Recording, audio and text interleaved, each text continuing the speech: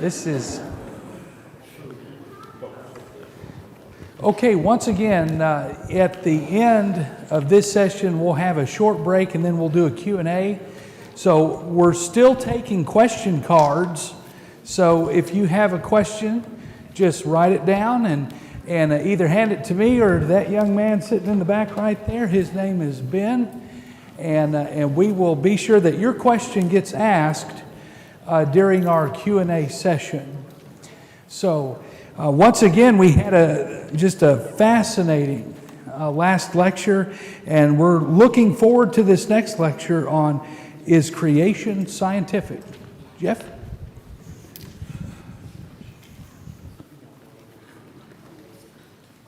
Okay. I warned you it'd be like drinking from a fire hose, didn't I? So no complaints about this. A lot of information, isn't it? But since I only have one weekend to give it to you, I mean, we just got to move.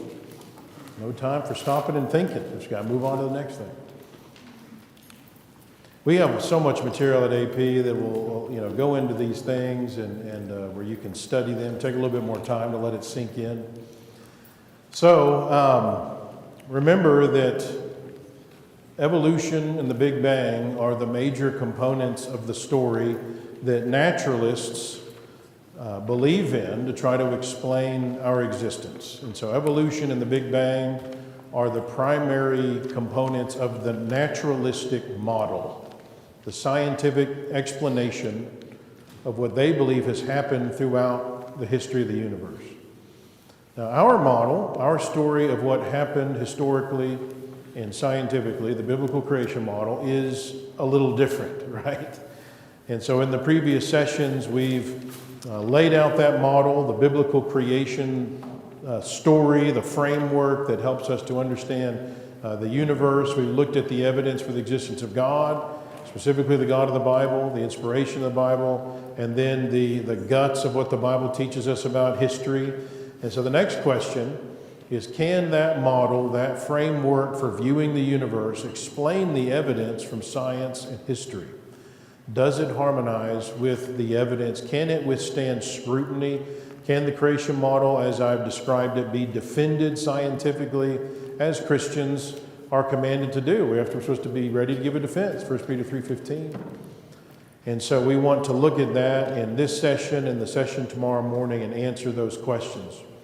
And so these sessions will illuminate why the previous ones are important to have laid out and to have clear in our mind, because that underlying framework will allow us to respond to the critics. So as we look at the attacks being made against creation, you'll hear me several times point back to this model that we've laid out in giving an answer to the charges. So we want to use the Bill Nye-Ken Ham debate as our kind of skeleton for how we're going to deal with defending the creation model. Bill Nye, the pseudoscience guy, as I like to call him, squared off against Ken Ham of Answers in Genesis. And this was, I guess, 11 years ago. I'm just curious, did anybody see that debate? Okay, all right, just a couple of you, maybe three of you, four of you, all right. So, I think that Ken Ham did a good job when he was just doing his prepared speeches. But whenever they just started sparring and Bill Nye would bring up some specific challenges, scientific challenges, Ken Ham just really dropped the ball on so much of that and left the impression as though the biblical creation model can't be defended. And so that was frustrating to me. But one of the points that Bill Nye brought up multiple times in that debate, he said, so far, Mr. Ham and his worldview, the creation model, does not have this capability. It cannot make predictions and show results. The big thing I want from you, Mr. Ham, is can you come up with something that you can predict? Do you have a creation model that predicts something that will happen in nature? All right, so I've talked to you about how if you have a good scientific theory, you should be able to make predictions that will then either help to validate your theory or falsify it. It's a lot easier to falsify a theory. If you, let's say I say, I believe that there is an invisible force, kind of like a magnet, and it will draw it'll suck smaller masses towards larger masses. And I'm just going to call my theory gravity. Okay, I should be able to make some predictions. I should be able to say, okay, well, if I'm right, I should be able to take this remote and drop it, and what's going to happen? It's going to get sucked towards the larger mass of the earth, right? So if I drop this and it floats, I have falsified my theory. So it's a lot easier to falsify a theory. Now, if it does get sucked to the earth, I haven't necessarily proven my theory, because there could be other reasons why it would do that. But I've gained some support for my theory, because I've made a prediction that was borne out. So really what you're trying to do is falsify a theory. Because it's a lot easier to falsify it. So if you can keep validating it where it never is able to be falsified, then you are proving that you have a valid scientific theory that is robust, that can withstand scrutiny. So what he's saying is on biblical creation is you can't make predictions, which of course just proves he's totally ignorant about the creation model. He has no idea what he's talking about. That's the silliest thing.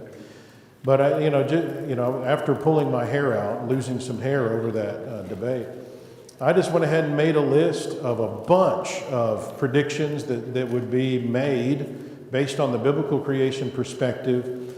And I talk about these in an in-depth article on our website that is a review of the Bill Nye-Kinham debate. And I have copies of those, if they're not already gone, that I brought here for free back there. But let's just go through some of these to prove that the biblical creation model can make lots of predictions. This is just 30 of those. And I'm going to breeze over a bunch of these. I did allude to some of these in the first session. And some of these I really deal with in my Refuting Evolution seminar. But we're going to go ahead and jump to some others because we just don't have time to hit everything I have on this list. Let's look at number 11. Number 11 is actually, I got a dinosaur day that I do for kids and teenagers and anybody. That it's a whole day devoted to just studying the coexistence of humans and dinosaurs, for example. I think I'm doing a dinosaur day in Missouri. It's coming up here in the maybe next year. I'll be on the lookout for that. But number 12, we would predict evidence to surface that shows that the dinosaurs lived in the not too distant past, right? Because if humans and dinosaurs were both created on day 6 a few thousand years ago, then you would expect there to be evidence that the dinosaurs were around not too long ago. They shouldn't have been, they didn't go extinct 65 million years ago from a creationist perspective. Well, in the past decade or so, a powerful evidence has come to light that verifies this prediction. Scientists have been cracking open dinosaur fossils that are supposed to be 65, 100 million years old and discovering collagen, blood vessels, red blood cells still intact, soft, stretchy, flexible tissue that whenever they pull it and let it go, it pops back to its original form. This lady, Mary Schweitzer, was the original one to start finding this. She found some soft tissue in a T-Rex fossil. And she's no creation, she was an evolutionist, and she published this, and so the evolutionary community attacked her and said, no way, Jose, there's some contamination going on here. This can't be soft tissue that still hasn't decayed after 65 million years. Wouldn't it be nice if you had a sandwich that didn't decay after 65 million years? With some of those preservatives, you can probably get some time, but not 65 million years. So she's like, all right, fair enough. She goes back, is even more careful, finds the same thing. So everybody starts cracking open their dinosaur fossils, and they're finding it all over the place. Many species now have been found among the dinosaurs, and not just the dinosaurs, the pterosaurs, the flying creatures that are found in the fossil, in the flood layers, as well as the marine reptiles like your mosasaurs and ichthyosaurs and so forth. There have been tons of these species found that are supposed to be over 65 million years old. Now, collagen and hemoglobin could be last undecayed for thousands of years, theoretically, if kept cool, dry, and sterile, which is not where they're finding these fossils. They're not those conditions, but not millions of years.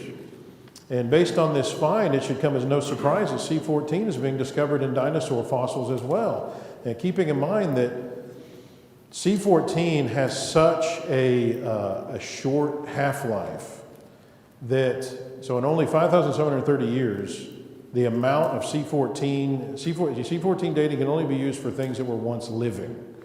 Okay, so if you have, say, a bone, after 5,730 years, assuming a constant nuclear decay rate, by the way, which creationists would say you can't assume that, but after 5,730 years, given constant decay, half of the C14 has decayed into its daughter element, nitrogen 14.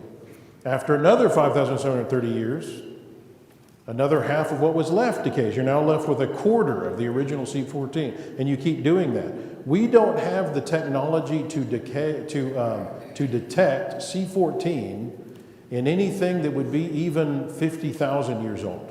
If you find C14 in something, it means it can't be even 1,000,000 years old. And yet C14 is being found in these dinosaur fossils too. What does this tell you? It tells you these dinosaurs are not that old. Okay, the rocks that they're found in went through an enormous amount of nuclear decay in a short amount of time, making the rocks appear older than they are.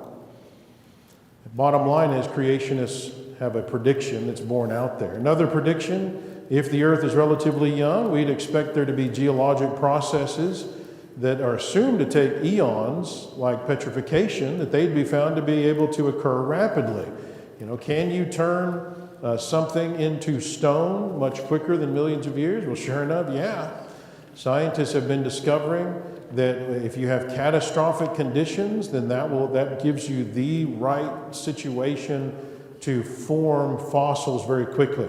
And just one example, 20 years ago, 5 Japanese scientists published their research on rapid petrification in the secular journal Sedimentary Geology, and they were studying mineral-rich acidic water from the explosion crater of the Tateyama volcano in central Japan. Water runs over the edge of this volcano as a waterfall. Some wood had fallen in the path of this mineral-rich water, and the wood had already petrified within 36 years. And so they thought, hey, let's do some further experiments on this and see how fast this can happen. And they found silica petrification could occur in 7 years. And also in 2004, a paper was published on the rapid silicification of plants at Yellowstone, and they found within 11 months that plants already had enough silicification that the plant tissues were stabilized against collapse and the plant structure was replicated. So again, modern science verifies creation model predictions. Coal, oil, and diamonds were once thought to take millions of years to form as well. Scientists know that's not necessarily the case if you have the right conditions. Laboratory experiments have shown that coal can form in a matter of days, hours, even minutes, with heat being the primary requirement. Volcanic clay accelerates the process along with moderate pressure. The 1980 eruption of Mount St. Helens verified that catastrophic activity can create the environment necessary for rapid coal production in a short amount of time. And so again, the flood model would bring about the perfect circumstances for this to happen. With oil as well, scientists have discovered it doesn't take millions of years to form. It's formed rapidly in laboratories, and we're finding it in nature as well. The Guaymas Basin, for example, a trench in the Gulf of California, has a 1,500-foot thick layer of material deposited by billions of tiny organisms. And as hot geothermal waters move through this ooze, the material is being converted to oil and natural gas rapidly. Diamonds are thought to be millions or billions of years old, but scientists regularly discover, again, C14 in the diamonds, and which should be at completely undetectable levels in even less than 100,000 years, much less millions. So diamonds aren't as old as has long been thought. So diamonds, thousands, not millions of years. All right, number 14, again, if the Earth is relatively young, we predict that evidence would be uncovered indicating that the layers of the geologic column can be deposited rapidly as well, and that the sediment, therefore, could be deposited and lithified, turned to stone rapidly. And one example of the proof of that comes from what are called polystrate fossils. These are fossils that will cut across multiple strata, like, for example, this tree or this one. Now those layers, if they take millions of years to be deposited and turned to stone, you would have to argue that that tree was sticking up out of the ground with its roots already dead and lithified for a long period of time until finally enough material covered up this tree where it wouldn't decay. Is that what happens to trees today? Of course not. That's not going to happen. Yeah, a tree falls down and it's going to be rotted out and not exist after not that long. Now, if all of these sediments are deposited rapidly in some kind of catastrophic event, it makes a lot of sense what's going on. Well, trees, calamites, catfish have been uncovered as polystrate fossils. This may be the most famous, an 80-foot-long baleen whale, even having been discovered as a polystrate fossil. So this is evidence that the geologic column was formed rapidly from top to bottom. So much we could say about the geologic column. Number 15, secular geologists argue that uniformitarianism is true. We've talked about that a lot. There is some movement away from that, from strict uniformitarianism. But evolutionary dating methods, all of them that I've ever seen, are based in some way on the assumption of uniformitarianism. And those techniques are the primary evidences used to prove an old Earth. And I've got a seminar that just deals with the age of the Earth and that subject, but according to uniformitarianism, remember, processes going on today, you assume it's always been going on in the same way throughout time. So if a stream is going through, carving a canyon slowly, removing its sediment, then it's assumed it's always done that in the same way. But if the creation model is true, we'd predict that canyons can form rapidly, and sure enough, evidence substantiates that prediction. For example, March 19, 1982, small eruption at the summit of Mount St. Helens caused a massive mud flow. Within a single day, a 20-mile-long, 140-foot deep canyon was carved. This completely destroys uniformitarianism. If uniformitarianism is true, you would look at that stream and say, okay, how long is it going to take for this stream to gradually erode the material in that canyon? Oh, well, it's doing it pretty slow, so this must have taken forever to do. No, it was done in one day. It's been called the Little Grand Canyon. It appears to be a 1/40th scale model of the Grand Canyon. I mentioned the Lake Missoula flood, which is a well-documented flood from the post-flood ice age. Water breached an ice dam, 500 cubic miles of water. That's 10 times the combined flow of all the rivers in the world, was released in 2 days. It destroyed 16,000 square miles of terrain, cut hundreds of feet through solid rock, created canyons, carved 50 cubic miles of earth.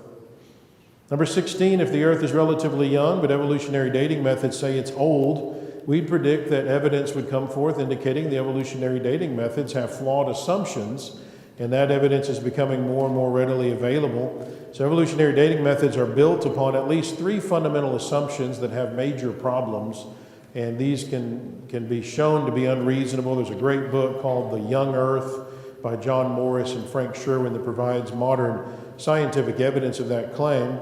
For the sake of time, let's just look at some recent news that highlights why this first assumption is wrong, okay? So, just to give you a little background on what we're talking about.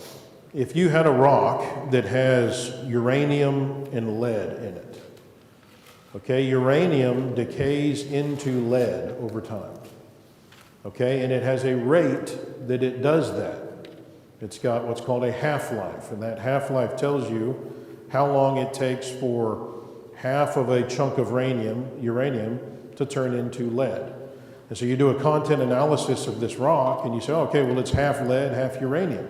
That means it's gone through one half-life. And if you know what the half-life is, well, hey, you know how old the rock is. All right, now there's assumptions, though, to that, right?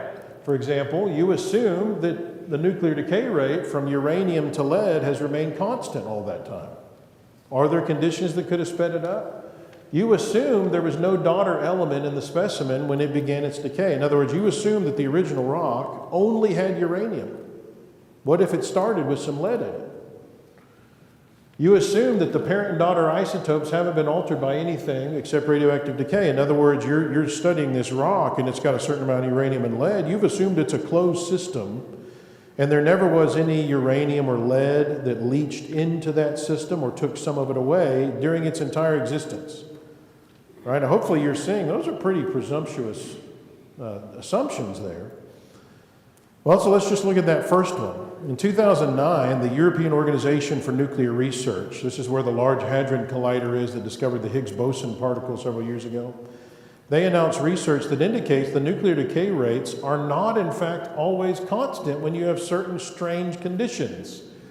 For example, if you have in water ultrasonic cavitation, if you have that strange condition, thorium-228 will decay 10,000 times faster than it normally does. So basically, a water catastrophe. Ultrasonic cavitation is one of the predictions creationists would make that would happen due to what's going on in the flood, where you've got water moving so fast that it is causing cavitation. It's tearing things up to particle size. And it's saying if you've got that strange catastrophic condition, wow, it speeds up the decay rate of thorium-228, where something that would have thorium-228 is going to look a lot older than it really is. In 2010, a research team at Purdue released research that discovered that radioactive decay rates on Earth seem to be affected by the sun and how it's rotating and doing its thing. So like solar flares and so forth, can affect nuclear decay rates here. So again, these decay rates are assumed to be constant. All these dating methods assume that. If there are factors, especially catastrophic conditions, that can drastically change those, it changes everything. Again, the creation model predicted these decay rates are not constant. And creationists have jumped in and found science that proves, in fact, done our own experimenting, studying radio halos and so forth, and proved that. Number 17, if the Bible indicates that the earth is relatively young, the creation model would predict that evidence of that claim would surface, and it has. Many different lines of evidence point to a young earth. And I've got a whole article on our website. I think it's called 21 Reasons to Believe the Earth is Young, where I go into a bunch of examples of this. So let's just look at an example or two. The moon is receding, it's moving away from the earth at a rate of about 4 centimeters per year at present. And it's not a linear recession. So when it was closer to the earth, the recession was faster, and it's slowing down its recession now. So based on the equation that describes the recession rate, scientists can calculate where the moon would have been compared to the earth at different times. And so we know, for example, that 6,000 years ago, the moon would have been about 800 feet closer to the earth than it is. And that's not a big deal, not a problem. It is a big problem if the moon is as old as evolutionists say it is. Evolutionists claim the moon is 4.5 billion years old. But 1.5 billion years ago, based on the recession rate, the moon would have actually been touching the earth. So it cannot be physically older than that, right? They would have to try to explain that away by saying what? Oh, well, the recession rate must have been different in the past. Okay, you've now given up uniformitarianism. All of their dating methods are based on it. You can't give up uniformitarianism. You've got to take whatever's happening today and stick with it. So the moon can't be as old as they're claiming it is, based on their own assumptions. This one's interesting.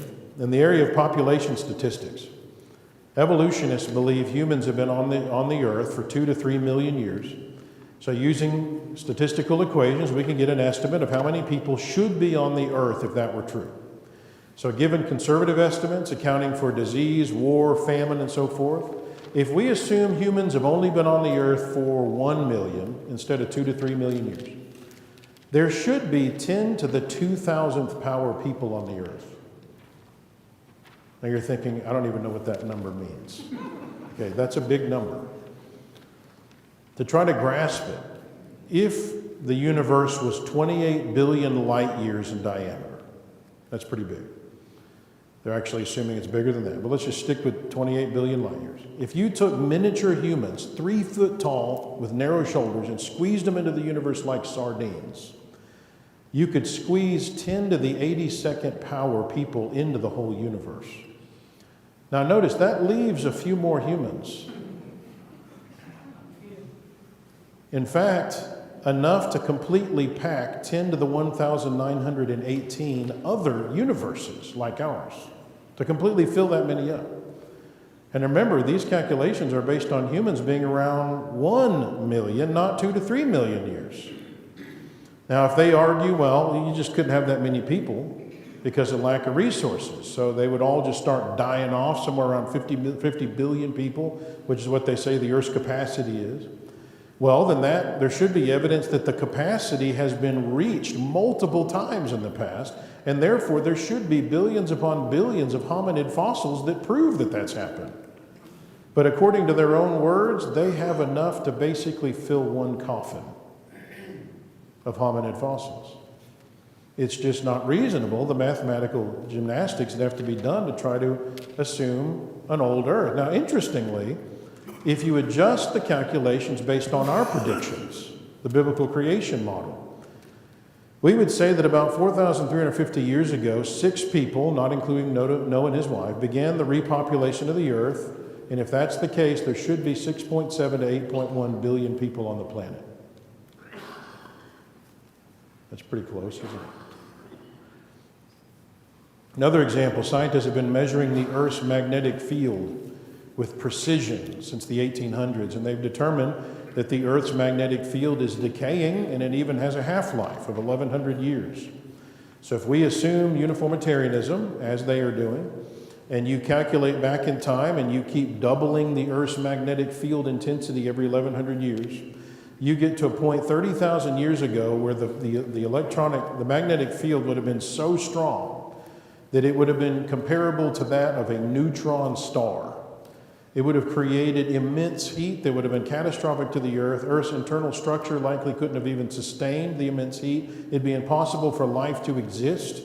And yet evolutionists say life's been around not 30,000 years, but 3.8 billion years. Once again, if the creation model is true, there's no problem to dodge here. So there's a ton of these kind of scientific techniques, generally based on their own assumption of uniformitarianism, that prove either the Earth is young or uniformitarianism is false, or both. Let's move forward, though. Number 18, evolution predicts that life has evolved into more complex forms and intelligence has gradually increased over time, starting with a single-celled organism and ending with the state of consciousness that humans enjoy. Ancient man is depicted as, dumb, ape-like cavemen, grunting and beating things with clubs, incapable of intelligent thought, a lot like humans are today, and only developing more sophisticated technology as the brain evolves enough to allow him to do that. Now, interestingly, the creation model would predict the opposite. God made man fully formed and perfect. His brain and genes were in pristine condition without any genetic defect or mutation. His ability to think and reason would have exceeded our own. Man, before the flood, could have been capable of amazing things because humans lived hundreds of years. Imagine what you'd be able to do if you took your craft and could do it for 20 times longer than you have your entire life. The Bible verifies humans are already intelligent at the beginning in Genesis 4, telling us they're making cities by the time of Abram's grandson. And apparently during the lifetime of Adam, they're already using tents, having livestock, using musical instruments, even working with bronze and iron. These are things thought to have taken hundreds of thousands of years for humans to develop these abilities. So the evolutionary model would predict this continual increase in human intelligence and advancement and enlightenment as humans evolve. The creation model would predict that advancement doesn't have to do with intelligence as much as it does, number one, entropy. So as the human genome continues to degenerate over time, our bodies and brains aren't capable of doing what they would have been able to do 6,000 years ago. And so we predict some decline in various aspects of humanity, but also, number two, we predict that human advancement has to do with the state of a society, the decisions that its leaders are making, whether the society creates an atmosphere that encourages using our God-given abilities to do the things God wants us to do. So how free people are to do that. So advancement, we would expect, would be up and down at different levels throughout history. And of course, when a society collapses, we'd expect much of that advancement to come to a halt and many times totally disappear. Scripture prophesies that people would be wiped out, they would become desolate and a byword. So a society, you would expect its success and advancement to have to do with its morality, whether God is providentially blessing them. So sure enough, the more archaeologists dig around, the more, number one, they discover highly advanced civilizations, amazingly advanced civilizations buried beneath what are today less civilized people, third world countries and stuff. So an evolution in intelligence clearly didn't happen. And as they dig, they also find amazing discoveries that prove the great intelligence of these ancient people. They found amazing architecture and structures that many times are still a mystery as to how the ancients were even able to create these. Archaeologists have uncovered evidence of advanced human intelligence from all over the world, ancient boats able to hold many people, very precise maps, ancient advanced astronomy, even though they didn't have the tools that we have, advanced chemistry, hydraulic engineering, weaponry. Solid evidence indicates the Nazca people of Peru, flourishing over 2,000 years ago, were already able to perform successful skull surgery to relieve pressure on the brain from battle wounds. They were able to build a sophisticated system of aqueducts, many of which are still functioning today, called puquillos. Ancient towers, ziggurats, pyramids have been found all over the world, abilities which societies had, and then the technology often disappeared with the collapse of that society, only to be uncovered by archaeologists hundreds or thousands of years later.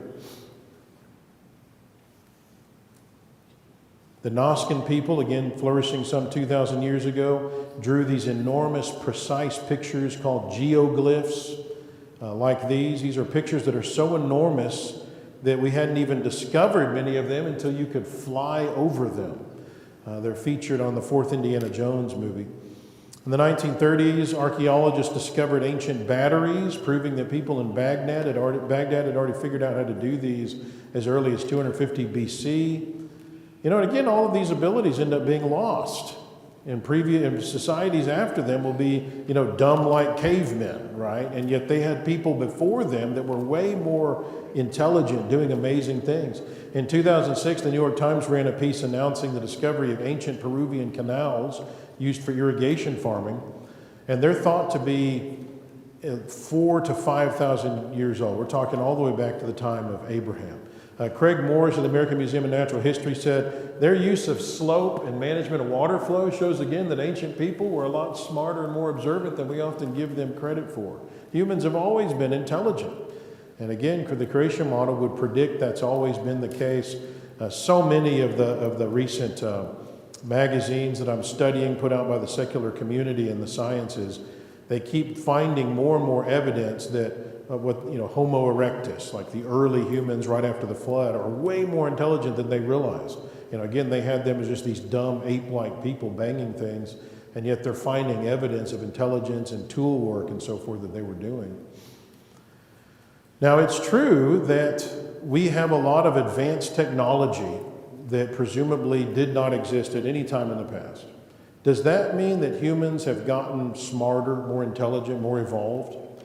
If you think about what's really happened, there are key discoveries that were essential to cause the technological progress that we have today. The discovery of how to harness electricity, telephones, the internal combustion engine in airplanes, computers, right? So the microchips and so forth. So the main things that have been discovered can be traced back many times to individuals who either accidentally stumbled across an important discovery, maybe providentially, or they designed something after many, many trial and errors. It wasn't about them just being super intelligent.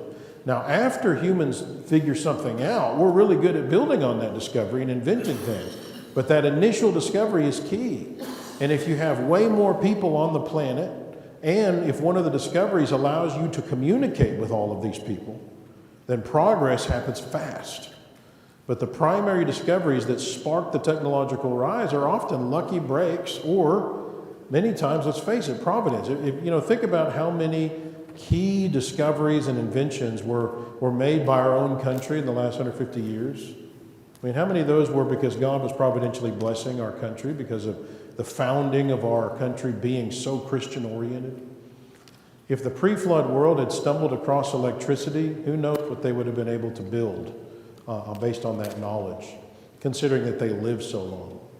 Number 19, because the Bible mentions giant humans, we'd predict there'd be evidence surfaced that supports that. Are giants a mythical idea? Apparently not, according to evolutionists. The popular science podcast called The Naked Scientists, which is weird, but it's put up by Cambridge University. They conducted an interview with Lee Berger back in 2007. Lee Berger is the paleoanthropologist, University of Witwatersrand in South Africa. He's been on the news a lot over the last decade because he's found like two of the biggest fossil finds in paleoanthropology. He found Australopithecus sediba and Homo naledi. And so this group has this opportunity to visit his fossil collection at the university where he's at.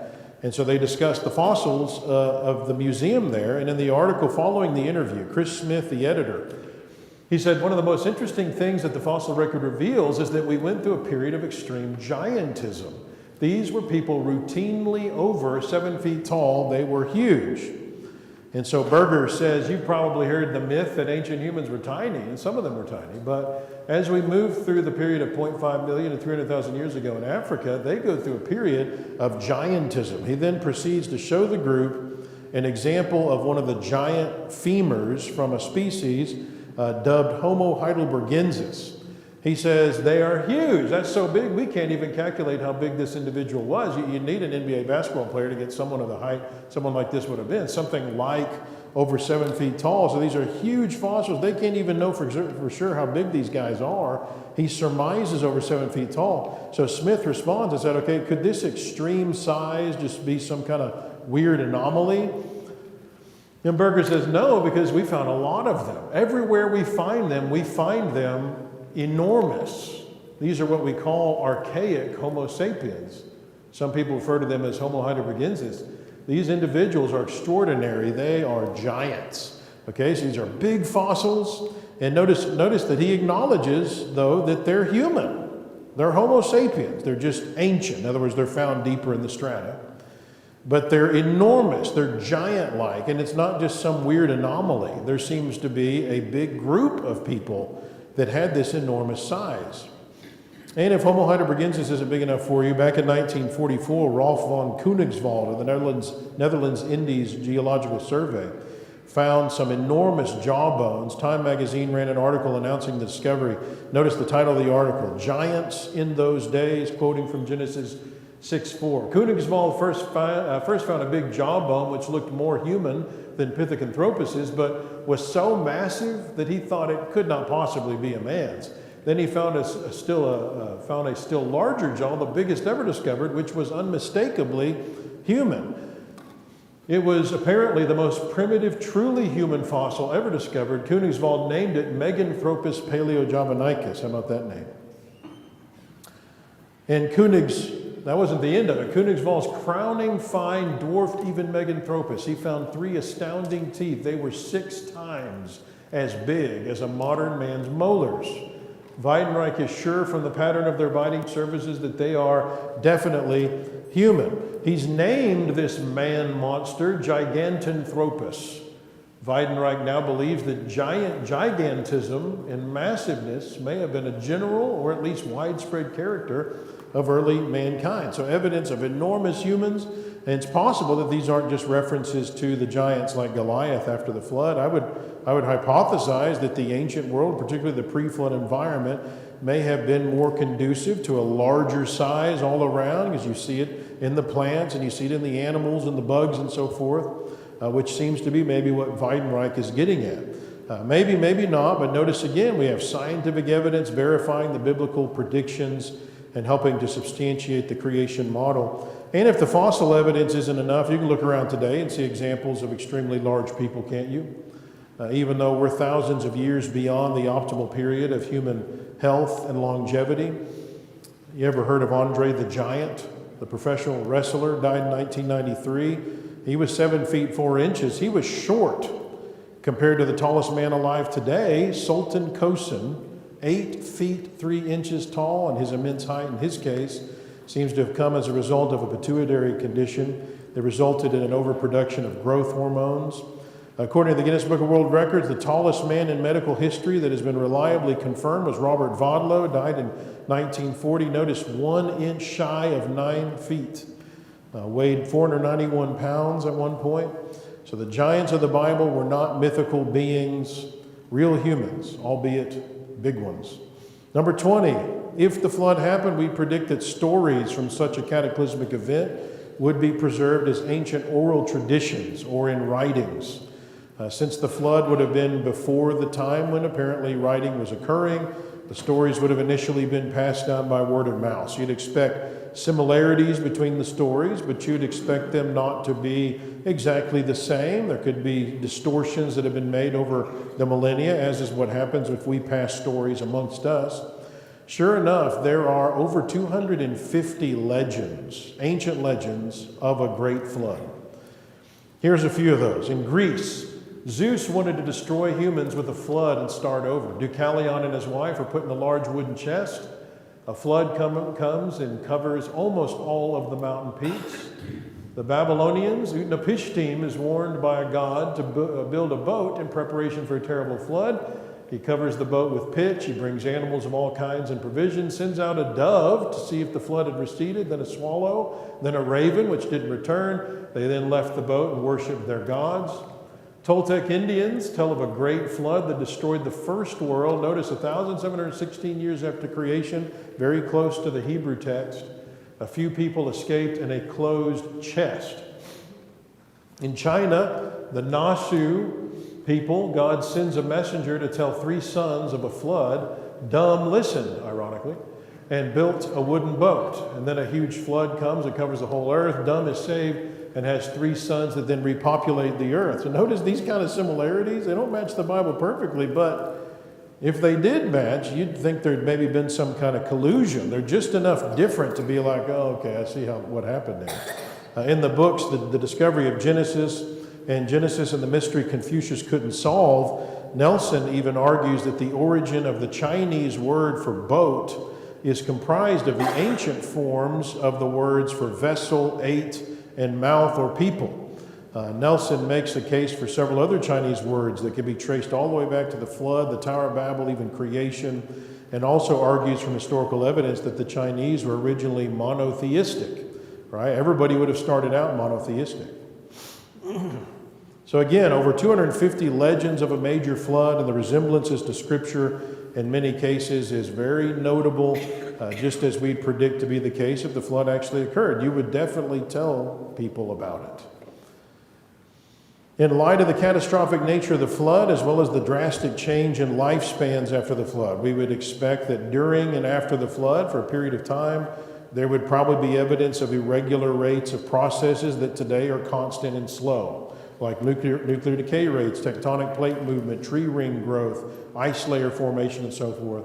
Some of this we've already talked about, some of it we'll discuss tomorrow. So number 22, we'd expect evidence that catastrophism, so rapid burial from catastrophes rather than uniformitarianism, we'd expect that would explain much of the geologic column, and in particular the fossil record. And we already looked at some evidences of polystrate fossils, but dinosaur graveyards all over the planet.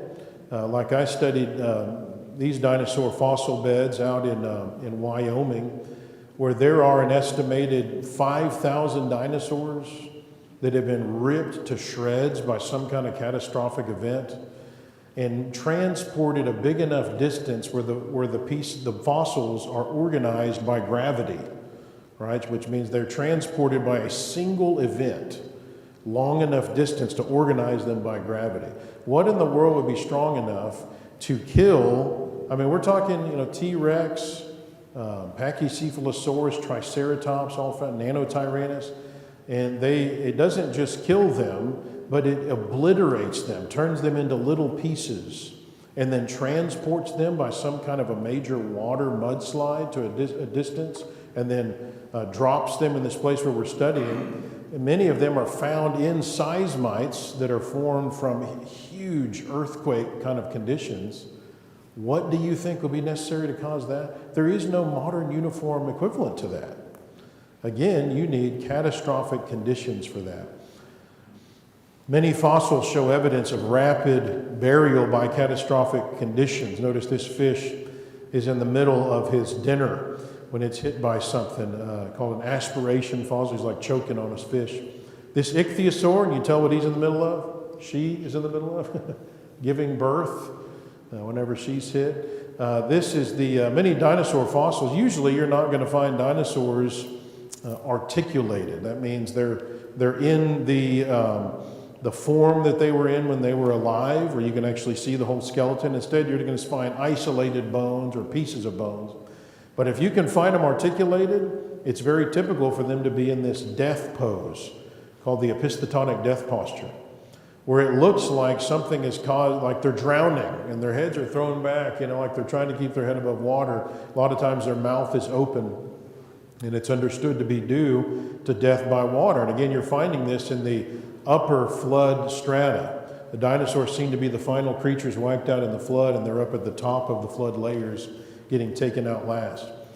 Numbers 23 through 26 involve the fossil record. We'd expect the fossil record to reveal fully functional, distinct creatures when they first appear, that the fossil record would reflect the progression of the flood, since the flood would be responsible for most of it, that there would be fossil anomalies to evolutionary thinking, and that many fossil graveyards will be found. So again, number 23, when fossils appear, they would be fully functional without any evolutionary history. And again, I've already alluded to, this isn't just a weird anomaly in the fossil record here and there. One of the three general traits of the fossil record is what, like Stephen Jay Gould calls, abrupt appearance. Stephen Jay Gould was probably the leading paleontologist of the 20th century. He was at Harvard, and he spent his life trying to come up with an evolutionary explanation for how the fossil record could fit evolution, and he died without a good explanation.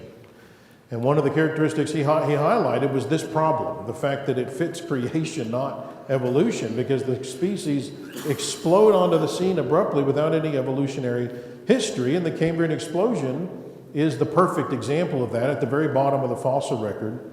So notice what Richard Dawkins said about this. The Cambrian strata of rocks, vintage about 600 million years, are the oldest in which we find most of the major invertebrate groups, and we find many of them already in an advanced state of evolution. They're already complex, fully formed and complex. The very first time they appear, it's as though they were just planted there without any evolutionary history. Needless to say, this appearance of sudden planting has delighted creationists. Well, why? Well, because it fits our predictions, and it totally falsifies evolution. It disproves it. If evolution were true, again, remember, it's a lot easier to falsify a theory. All you need to do is have one prediction that's falsified. Evolution would not predict this to happen, where you have fully formed and functional creatures explode onto the scene at the beginning of the fossil record. No, it refutes evolution. Not a problem for creation. Numbers 24 and 25, we would predict that fossils in the lowest strata, evolution would say they should be simpler, close to the single-celled organism that everything supposedly evolved from. Trilobites are considered representative of the initial Cambrian strata because there's so many of them there. As you move higher in the column, the fossils should, from an evolutionary perspective, become more complex as life is evolving towards human beings. In the Bill Nye Ken Ham debate, Bill Nye even argued that you never see higher organisms mixing with low organisms. And if you did, you could change the world because you'd disprove evolution.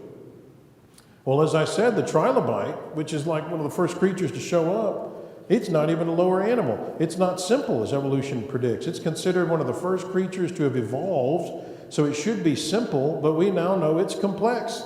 The eye of the trilobite has aplanatic lenses, dual lenses that allow it to be able to see on the ocean floor. And it's equipped with this, even though humans only have a single refractive lens, it's a more complex eye that they have than we do. The trilobite is evidence against evolution. Or how about the fossil of a mammal with a dinosaur in its stomach? All right, this is found in flood strata. Mammals like this aren't supposed to be around with the dinosaurs. That's a higher being. Or the existence of so-called living fossils like the coelacanth. These are creatures that are thought to be ancient, extinct creatures. You find them down in the fossil record in layers that are supposed to be millions of years old. And then they disappear from the layers above them, so they assume they went extinct. And then all of a sudden they're fishing off the coast, and oops, we accidentally just found one, alive today. That's called a living fossil. And there's dozens of these. And the creature matches its fossil counterpart. It didn't evolve. Every time you find these living fossils, they didn't evolve. They look exactly like their fossil counterpart that was supposed to have existed millions of years ago. So this has a lot of implications. Number one, it proves evolution didn't happen, and it also proves that just because you don't find certain creatures in certain strata, it doesn't mean that it wasn't alive at that time. Now, evolutionary models would struggle with these anomalies that totally do not fit their paradigm. We expect this kind of a thing. We would argue that just because something's lower, it doesn't necessarily mean it's more primitive. All creatures are created fully functional and perfect, so you'd expect a diversity of simplicity and complexity everywhere. Whether or not a fossil is found lower in the strata has to do with other things.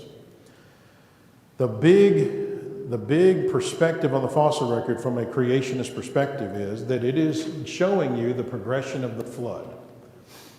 So the Cambrian explosion in this little drawing here is represented by this line here. This would be the Great Unconformity, which, by the way, is an erosion surface found at the base of the fossil record that goes across the whole planet and erodes away a mile or so of sediment from the top of the earth. Something happened at this point in history that eroded about a mile's worth of sediment from the earth and then starts dumping it back onto the planet in sedimentary rock layers. What in the world would do that? Starting at that line, okay, the biblical model would say, Genesis 7:11, where does the flood start? All the fountains of the great deep burst forth. So the first things to get fossilized should be what? Sea floor creatures. And then the flood progresses and it starts taking out the fish. And then it progresses towards the land, it starts picking up the amphibians close to the coast. And then it starts taking out the reptiles. And then it comes onto land, starts taking out the mammals and the birds. That's exactly what the fossil record reflects. It's not a portrait of human or life evolving from the oceans from simple-celled creatures. That's not what's going on.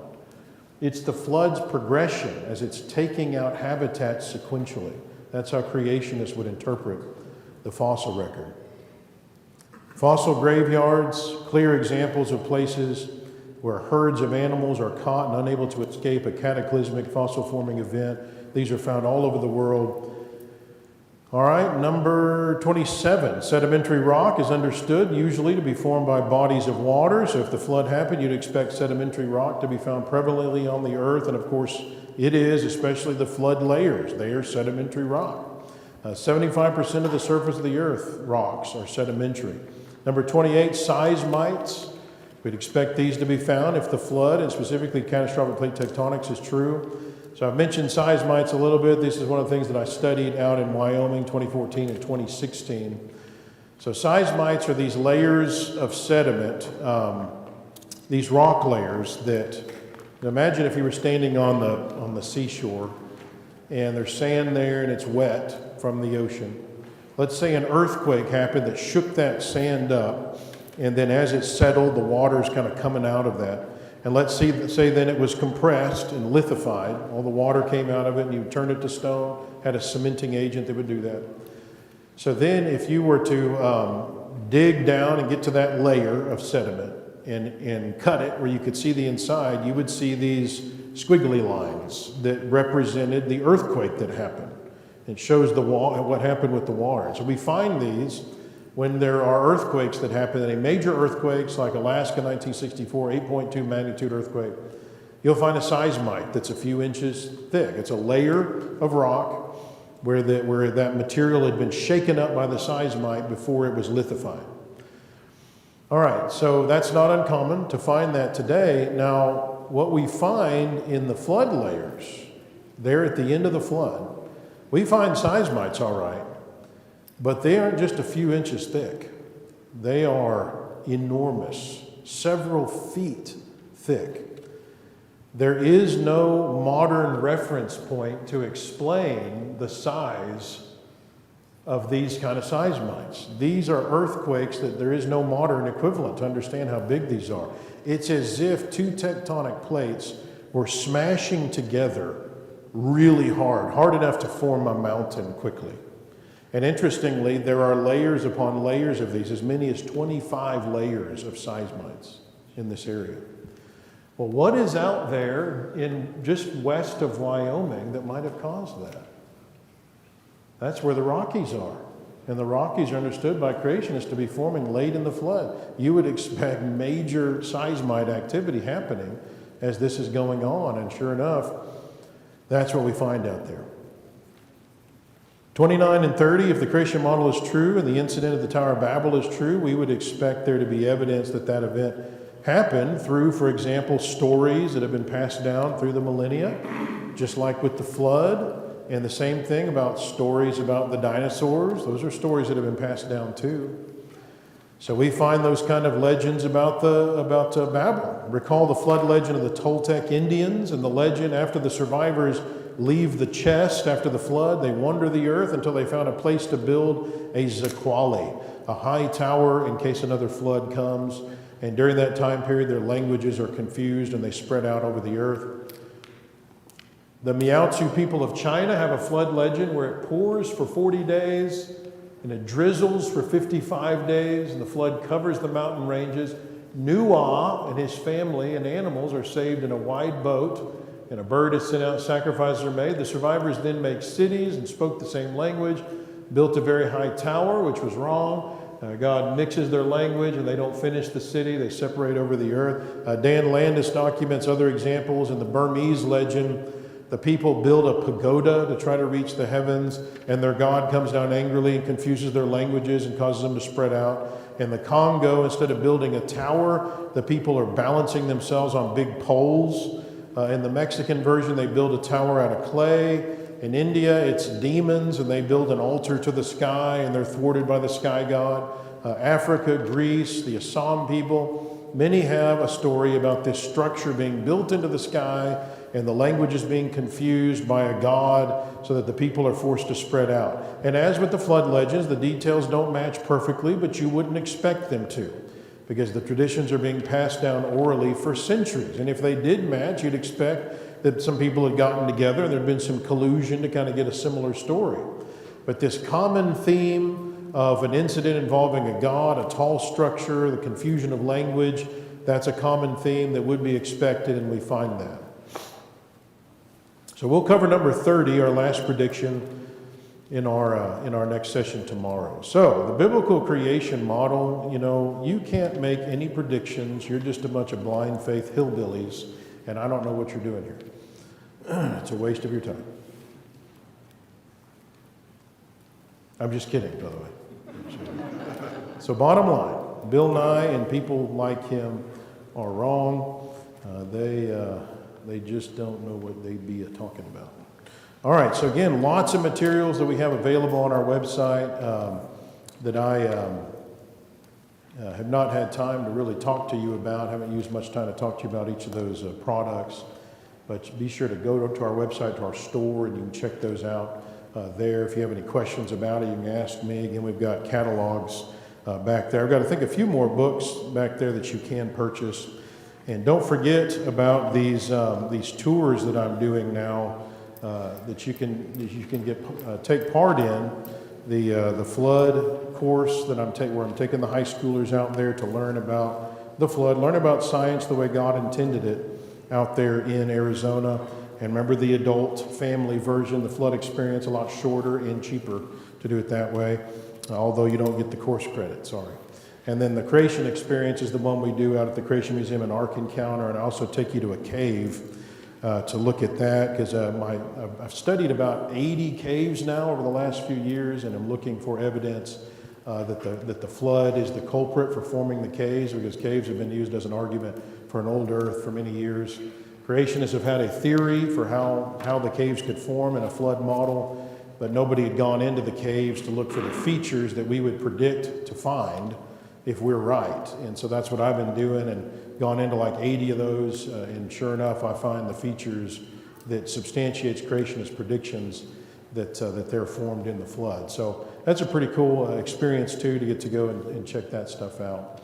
So again, if you have any questions, be sure to be writing those down now, and we'll take a break and have our Q&A when. What do you want to do? 15 minutes? So let's try to be back by 3:30. 3:30, very good. Thank you for your attention.